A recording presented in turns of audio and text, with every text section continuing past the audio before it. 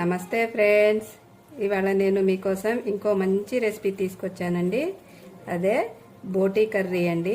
ఈ బోటీ కర్రీ ఎలా చేయాలి, ఏమేమి ఇంగ్రీడియంట్స్ కావాలి చూసేద్దామండి. ఇది కేజీ బోటీ అండి. ఇప్పుడు ఈ బోటీని మనం వేడి నీళ్ళల్లో వేసుకొని చక్కగా క్లీన్ చేసుకుందామండి. అంతలోపు మనం ఈ కేజీ బోటీకి ఏమేమి ఇంగ్రీడియంట్స్ కావాలి, ఎలా చేయాలి చూసేద్దామండి.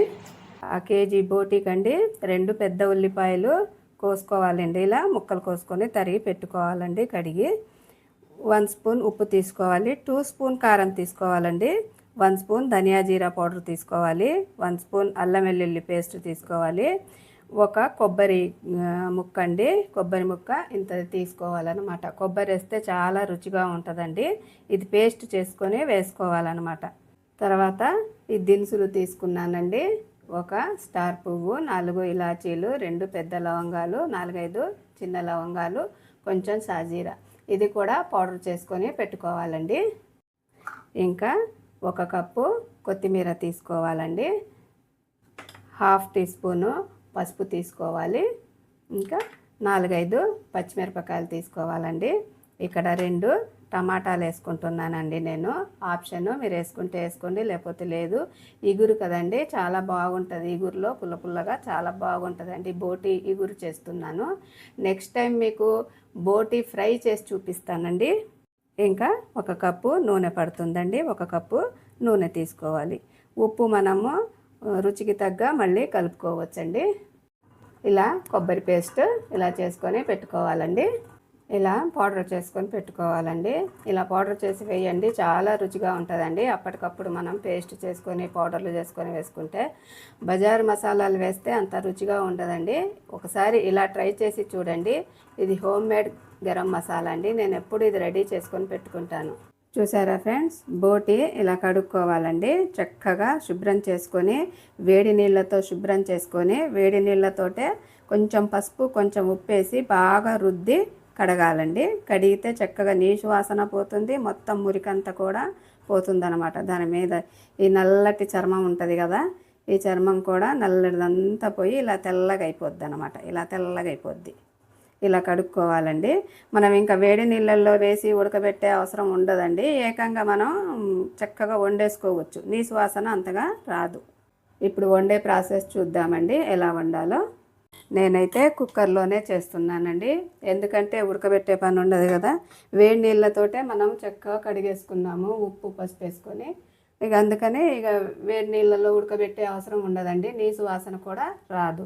అందుకని మనం కుక్కర్లో ఈజీ ప్రాసెస్ అండి. ఈజీగా బ్యాచిలర్స్ కూడా ఈజీగా చేసుకోగలుగుతారు. ముందుగా నూనె వేసుకుందామండి.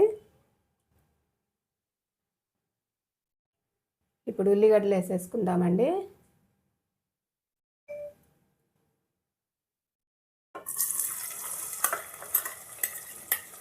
ఇప్పుడు ఈ కొబ్బరి పేస్ట్ వేసుకుందామండి. ఇది కూడా పచ్చి వాసన పోయేంత వరకు వేపుకోవాలి. కొబ్బరి కూడా పచ్చి వాసన పోయేంత వరకు, కొంచెం బ్రౌన్ షేడ్ వచ్చే వరకు ఉల్లిపాయలున్న ఈ కొబ్బరి వేపుకోవాలండి. ఇప్పుడు అల్లం వెల్లుల్లి పేస్ట్ వేసేసుకుందామండి. ఇది కూడా పచ్చి వాసన పోయేంత వరకు వేపుకోవాలండి. ఇప్పుడు ఉప్పు వేసుకోవాలండి. తర్వాత పసుపు,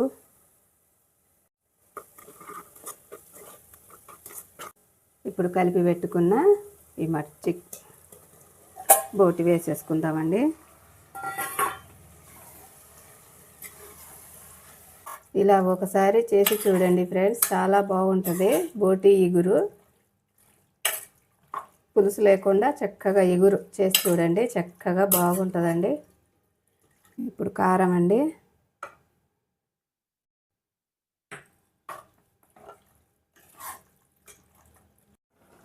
ఇప్పుడు ధనియా పౌడర్ అండి.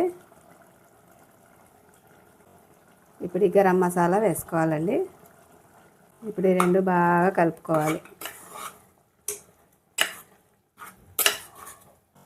తర్వాత ఈ టమాటా వేసుకోవాలండి.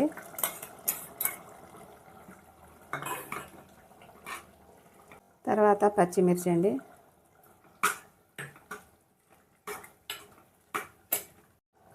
కొంచెం కొత్తిమీర వేసుకుందామండి.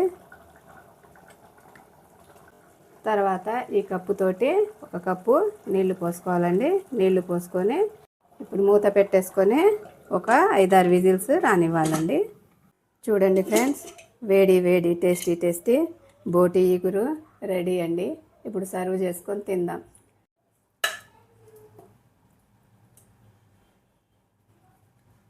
చూసారా ఫ్రెండ్స్, ముక్క కూడా చక్కగా జ్యూసీగా మెత్తగా ఉడికిందండి. కుక్కర్లో వేసాం కదా, చక్కగా ఉడికిపోయిందండి. వేడిగా ఉంది. నేను చెప్పే క్వాంటిటీ తోటి నేను చెప్పే ఇంగ్రీడియంట్స్ వేసి నేను చెప్పే ప్రాసెస్లో చేయండి. చాలా ఈజీగా వచ్చేస్తుందండి. చాలా రుచిగా కూడా ఉంటుంది. మీరు గ్రాండ్ మమ్మాస్ కుకింగ్ ఛానల్ చూస్తూనే ఉండండి. మీకు వెరైటీ రెసిపీస్